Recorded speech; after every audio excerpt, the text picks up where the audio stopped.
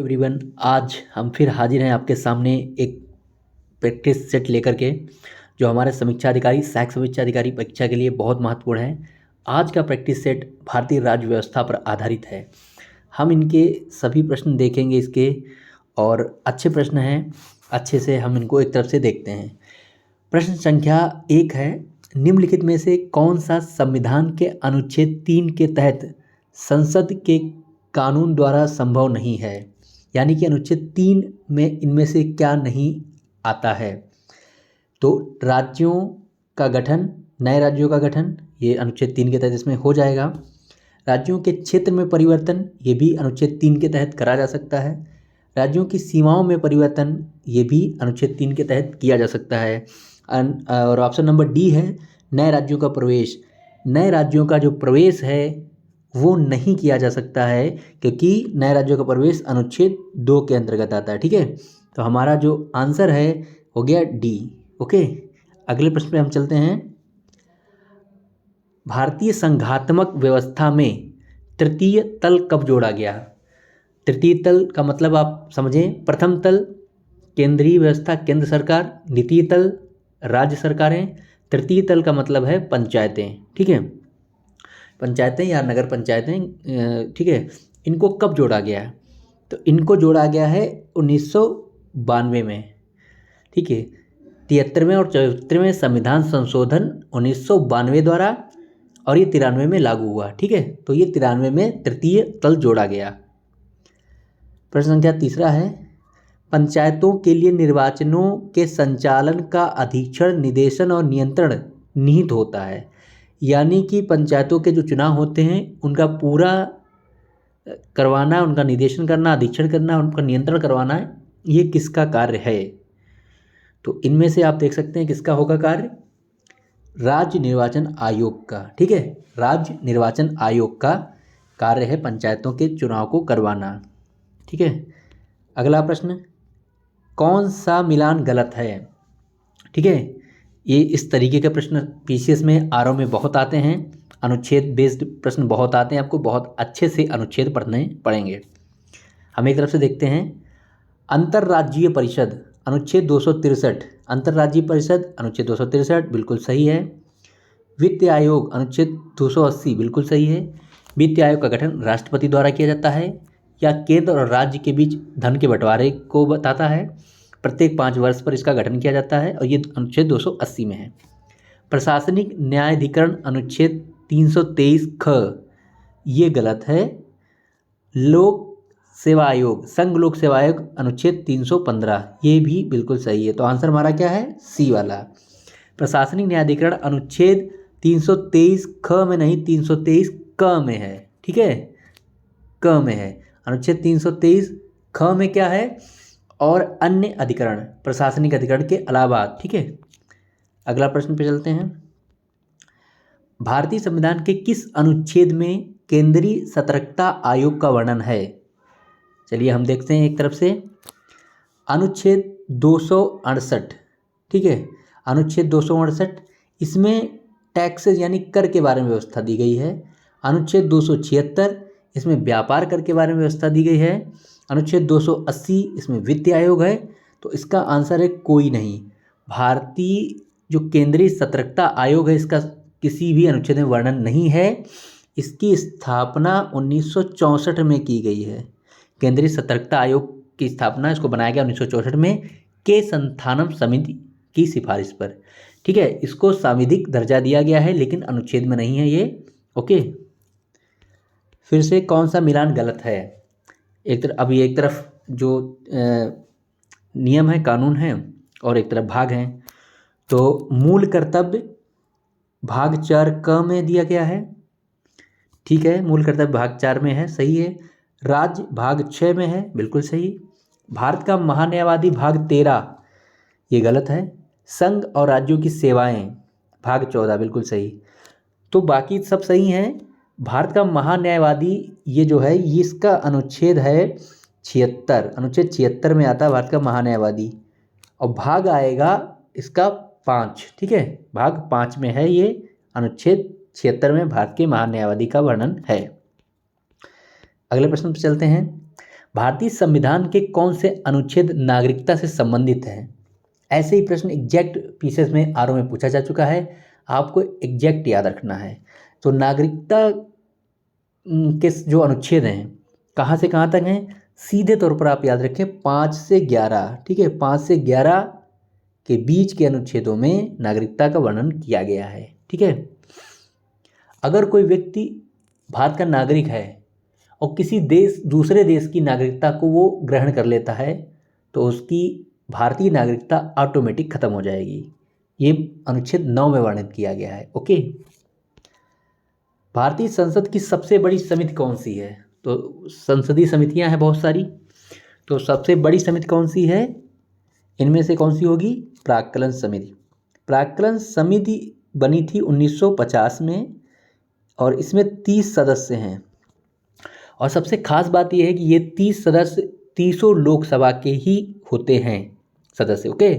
लोक लेखा समिति सबसे पुरानी समिति है, 1921 में बनी है।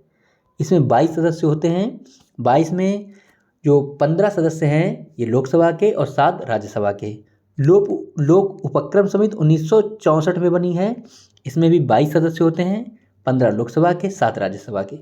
याचिका समिति समिति होती है जिस पर किसी के द्वारा याचिका प्रस्तुत की जाती है तो उस पर विचार किया जाता है।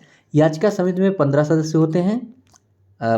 इसमें जो 25 सदस्य होते हैं, एग्जैक्ट 15 लोकसभा के और 10 राज्यसभा के, ठीक है। 25 सदस्य होते हैं याचिका समिति में, ओके। नेक्स्ट प्रश्न पे चलते हैं। राज्यों में मुख्यमंत्री सहित मंत्रिपरिषद में मंत्रियों की न्यूनतम संख्या क्या हो सकती है? ठीक है, यानी किसी राज्य में मुख्यमंत्री और उसके सभी मंत्रियों को मिलाकर न्यूनतम संख्या क्या हो सकती है?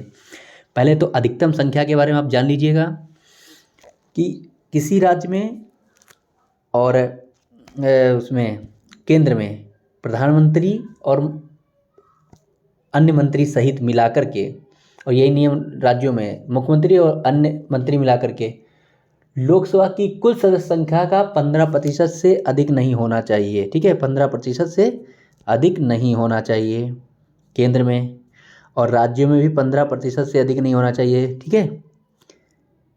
राज्य में मुख्यमंत्री और मंत्रियों की संख्या कुल राज्य की विधानसभाओं सीटों की 15% से अधिक नहीं होनी चाहिए। ये तो हो गया अधिकतम वाला।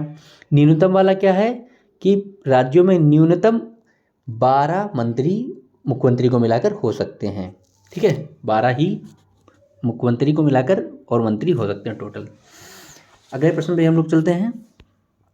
निम्नलिखित में से किस पर गतिरोध दूर करने हेतु लोकसभा और राज्यसभा की संयुक्त बैठक हो सकती है? संयुक्त बैठक का जो प्रावधान है अनुच्छेद 108 में दिया गया है, ठीक है। 108 में संयुक्त बैठक किस लिए बुलाई जाती है? किस विधेयक पर चर्चा के लिए? सामान्य विधेयक पर, ठीक है। धन विधेयक पर नहीं होती है संयुक्त बैठक, विनियोग विधेयक पर नहीं होती है, संवैधानिक संशोधन पर नहीं होती है, सामान्य विधेयक पर ही संयुक्त बैठक का प्रावधान है। संयुक्त बैठक की अध्यक्षता लोकसभा अध्यक्ष करता है। अगला प्रश्न, पंचायती राज दिवस कब मनाया जाता है? बहुत अच्छा प्रश्न है। पंचायती राज दिवस कब मनाया जाता है? 24 अप्रैल को, ठीक है। 26 जनवरी को गणतंत्र दिवस, 2 अक्टूबर को अंतर्राष्ट्रीय अहिंसा दिवस, गांधी जयंती, 21 अप्रैल को बहुत इंपॉर्टेंट है, इसको भी याद रखिए, 21 अप्रैल को सिविल सेवा दिवस, सिविल सर्विसेज डे, और 24 अप्रैल को पंचायती राज दिवस, ओके। कौन सा मिलान गलत है? राष्ट्रपति का अध्यादेश अनुच्छेद 123 ये सही है, बिल्कुल सही है। राज्यपाल का अध्यादेश अनुच्छेद 214, ठीक है, ये गलत है। राष्ट्रपति द्वारा क्षमा दान अनुच्छेद 72 बिल्कुल सही। राज्यपाल द्वारा क्षमादान अनुच्छेद 161 बिल्कुल सही। तो राज्यपाल का अध्यादेश वाला मिलान ये गलत है, ये हमारा आंसर है। राज्यपाल का अध्यादेश होता है अनुच्छेद 213, ठीक है। अनुच्छेद 213 के तहत राज्यपाल का अध्यादेश होता है। अगला प्रश्न, 92वें संविधान संशोधन द्वारा कौन सी भाषा 8वीं अनुसूची में नहीं जोड़ी गई थी? ठीक है, 92वें संविधान संशोधन 2003 में आया था, ये 2003 में।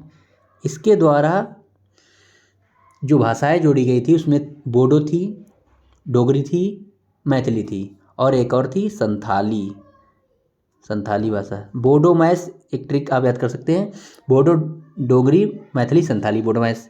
कौन सी इसके द्वारा नहीं जोड़ी गई थी? कोंकणी। ठीक है, क्योंकि कोंकणी भाषा 71वें संविधान संशोधन 1992 द्वारा जोड़ी गई थी। 71वें संविधान संशोधन 1992 द्वारा कोनेम यानी कोंकणी, नेपाली, मणिपुरी भाषाओं को जोड़ा गया था। ठीक है, अगला प्रश्न, संविधान संशोधन एक तरफ दिए गए, एक तरफ वर्ष दिया गया है। तो 7वां संविधान संशोधन 1956 बिल्कुल सही है। इसमें राज्यों को अलग अलग श्रेणियों से निकाल के बांट दिया गया था, कई नए राज्य बन गए थे।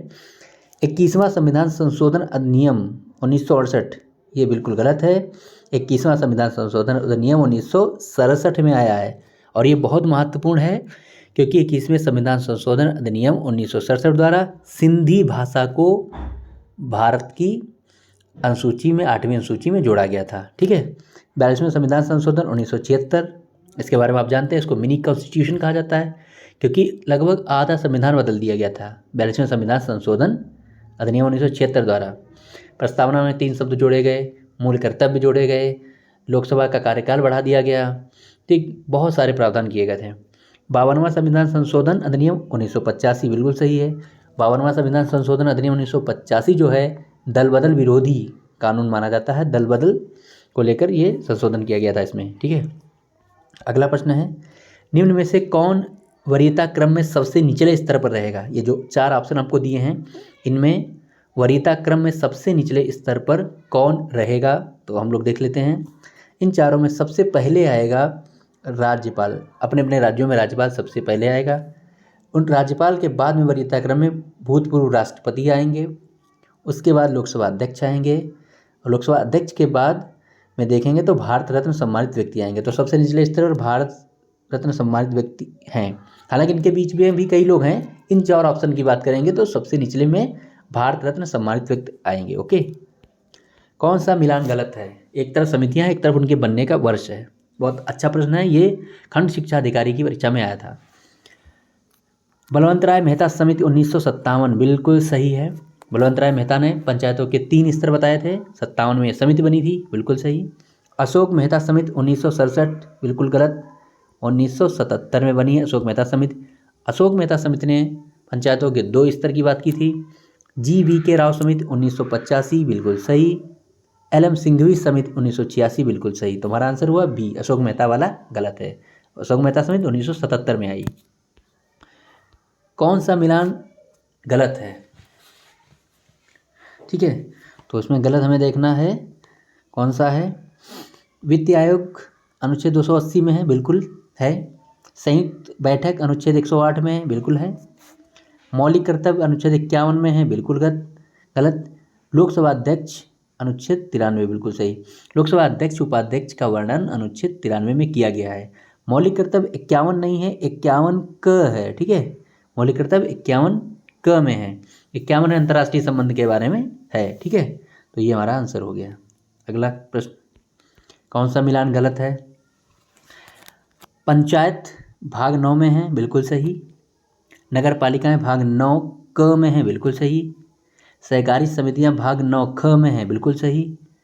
अधिकरण जो हैं भाग 10 क में नहीं है, ये गलत है। अधिकरण भाग 14 क में है। ठीक है, अधिकरण भाग 14 क में है, तो यही गलत है हमारा डी वाला। ओके, अगले प्रश्न में चलते हैं।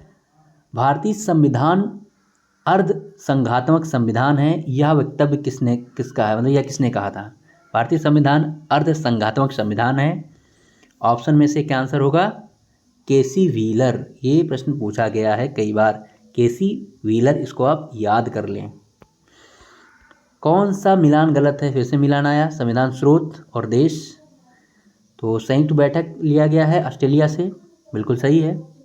गणतंत्रात्मक व्यवस्था फ्रांस से, बिल्कुल सही। गणतंत्रात्मक व्यवस्था क्या होती है इसको जान लीजिएगा। जिस देश का राष्ट्रीय अध्यक्ष जनता द्वारा प्रत्यक्ष रूप से या अप्रत्यक्ष रूप से चुना जाता है, वहाँ गणतंत्रात्मक व्यवस्था होती है। हमारा गणतंत्र है क्योंकि हमारा राष्ट्रीय अध्यक्ष जो हैं राष्ट्रपति जी होते हैं, उन्हें अप्रत्यक्ष रूप से जनता द्वारा चुना जाता है। जबकि ब्रिटेन में क्या है? राजतंत्रात्मक है, वहाँ का जो अध्यक्ष है राज्य का, राजा या रानी होता है, वो है। ठीक है, मूल कर्तव्य अमेरिका, बिल्कुल गलत। संसदीय प्रणाली ब्रिटेन, बिल्कुल सही। तो आंसर क्या होगा? सी गलत है। मूल कर्तव्य अमेरिका से नहीं, सोवियत रूस से मूल कर्तव्य लिए गए थे। स्वर्ण सिंह समिति की अनुशंसा पर इनको ऐड किया गया था 42वें संविधान संशोधन अधिनियम 1976 के तहत। अमेरिका से मौलिक अधिकार लिए गए हैं। ठीक है, अगला प्रश्न, प्रशासनिक सुधार आयोग 1967 जिसने पहली बार लोकपाल और लोकायुक्त बनाने की संस्तुति की थी के अध्यक्ष थे। यानी प्रशासनिक आयोग जो सुधार आयोग 1967 था उसके अध्यक्ष कौन थे, ये प्रश्न था। तो इनमें से आपको क्या मिलेगा आंसर? मोरारजी देसाई, के संथानम, बाबू जगजीवन राम, चौधरी चरण सिंह। तो आंसर है मोरारजी देसाई। ओके, मोरारजी देसाई, इसको आप याद कर लें अच्छे से। कौन सा मिलान गलत है? यहाँ पर आप देख लें, राज्य है, राज्यसभा की सीटें हैं। अच्छा प्रश्न है। हम देखते हैं यूपी की, उत्तर प्रदेश की 32 सीटें दी गई हैं, बिहार की 16, महाराष्ट्र की 19, गुजरात की 11। तो गुजरात में 11 राज्यसभा की सीटें हैं, सही है। महाराष्ट्र में 19 राज्यसभा की सीटें, बिल्कुल सही है। बिहार में राज्यसभा की 16 सीटें, बिल्कुल सही हैं। उत्तर प्रदेश में राज्यसभा की 31 सीटें हैं, 32 नहीं 31 सीटें हैं। ठीक है, आप इनको भी याद रखें। अगला है प्रश्न, कौन सा मिलान गलत है? एक तरफ राज्य हैं, दूसरी तरफ उनके राज्य के स्थापना वर्ष हैं। तो सिक्किम का स्थापना वर्ष 1975 दिया है, बिल्कुल सही है। नागालैंड का 1965 दिया है, बिल्कुल गलत है। मेघालय 1970, बिल्कुल सही। तेलंगाना 2 जून 2014, बिल्कुल सही। तो आंसर बी है। नागालैंड का स्थापना वर्ष है 1963। आप इसे याद रखें अच्छे से। राज्यों की पूरी लिस्ट बना लीजिए, कौन किस वर्ष में स्थापित हुआ, बनाया गया, गठन किया गया। आएगा प्रश्न एक जरूर। प्रश्न 24वां है, मूल कर्तव्य किस समिति की सिफारिश पर शामिल किए गए थे? ठीक, रूस से लिए गए, अभी मैंने बताया। और किस समिति पर, किस सिफारिश पर, अनुशंसा पर ऐड किए गए थे, ये भी मैंने अभी बताया, सरदार पूर्ण सिंह समिति पर, सरदार पूर्ण सिंह समिति की अनुशंसा पर। अगला प्रश्न है, अनुसूचित जनजाति आयोग का वर्णन किस अनुच्छेद में है? बहुत ही अच्छा प्रश्न है, आप लोग इसको अच्छे समझिए। अनुच्छेद 338 में है एससी आयोग का वर्णन। अनुच्छेद 338 ए में है एसटी आयोग का वर्णन। अनुच्छेद 338 बी में है ओबीसी आयोग का वर्णन। तीनों आयोग समझ लीजिए। और अनुच्छेद 343 में है संघ की राजभाषा। ओके, तो हमारा आंसर क्या होगा? बी वाला, अनुसूचित जनजाति आयोग, शेड्यूल्ड ट्राइब्स आयोग का वर्णन है 338 ए में। ठीक है, तो ये प्रश्न थे। इस तरीके से आप अच्छी मेहनत करते रहें, लगातार लगे रहें और अपना धैर्य मत खोएं और अच्छे से लगे रहें। Thank you.